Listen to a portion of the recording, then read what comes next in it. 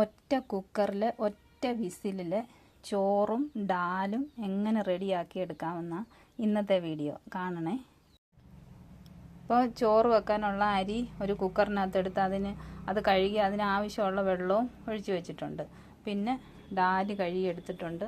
ഡാലിനകത്ത് ഇടാനുള്ള സാധനങ്ങൾ ഇത്രയും എടുത്തിട്ടുണ്ട്. ഇത് മണിത്തക്കാളിയാണ്, എൻ്റെ കോമ്പൗണ്ടിലുണ്ടായ തക്കാളിയാണ്. നമ്മൾ ഏത് തക്കാളിക്കാണ് വേണമെങ്കിലും ഇടാം. പിന്നെ അതിന് വേണ്ടുന്നത് ഇതുപോലൊരു ഗ്ലാസ്സാണ്. കണ്ടോ, ഈ വലിപ്പമുള്ള ഒരു ഗ്ലാസ്. ഇത് 5 ലിറ്ററിൻ്റെ കുക്കറിലും വെക്കാം. ഞാനിപ്പം എടുത്തേക്കുന്നത് 3 ലിറ്ററിൻ്റെ കുക്കറാണ്. അപ്പം ഏത് കുക്കറിനകത്ത് വേണമെങ്കിലും ഇത് വെക്കാം.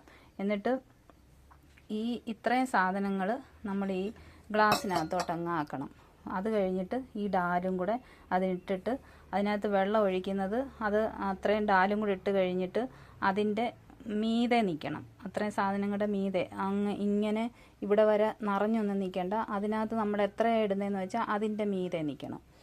അപ്പോൾ ഇനി ആ സാധനങ്ങളെല്ലാം ഞാൻ ഇനി ഈ ഗ്ലാസ്സിനകത്തോട്ടാക്കട്ടെ. അപ്പം ഞാൻ ഡാല് കഴുകി അതിൻ്റെ നിരക്കയ്ക്ക് മേളിൽ വെള്ളം ഒഴിച്ചിട്ടുണ്ട്.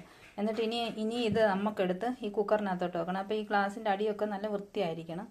വേണ്ട ഈ കുക്കറിനകത്തോട്ടങ്ങ് ഇങ്ങനെ താത്തങ്ങ് വെച്ച് ഇനി ഇത് അടച്ച് ഒരു വിസിലടിച്ചിട്ട് നമുക്ക് നോക്കാം.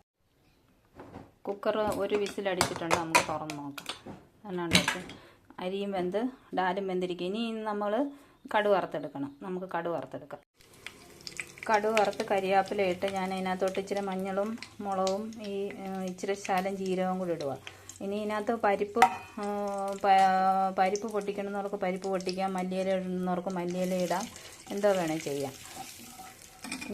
ഇനി ഈ ഡാലിനെ എടുത്ത് നമ്മൾ അതിനകത്തോട്ട് ഒഴിച്ച് അതിനാവശ്യമുള്ള വെള്ളവും കൂടെ തിളപ്പിച്ചാറിയ വെള്ളവും കൂടെ ചേർത്ത് നമുക്ക് മിക്സ് ചെയ്തെടുക്കാം. എൻ്റെ കുക്കറിനകത്തുനിന്ന് ആ ഗ്ലാസ് എടുത്തിട്ടുണ്ട്. ഇനി ഇതിനകത്തോട്ട് ഒഴിക്കാം. ഞാൻ എൻ്റെ കൈ ഇപ്പോൾ ഡാല് കടുക് വറുത്തെല്ലാം റെഡിയാക്കി എടുത്തിട്ടുണ്ട്. കണ്ടോ, അപ്പോൾ ആ ഗ്ലാസ് കണ്ടോ. ഈ ഗ്ലാസ് ഇനിയും പൈപ്പിൻ്റെ കീഴിൽ പിടിച്ച് ഒന്ന് കഴിയാൽ മതി. അപ്പം ഒരു കുക്കർ ലാഭം, ഗ്യാസ് ലാഭം, സമയ ലാഭം, ബാച്ചിലേഴ്സിനൊക്കെ വളരെ പ്രയോജനപ്പെടുന്നതായത്.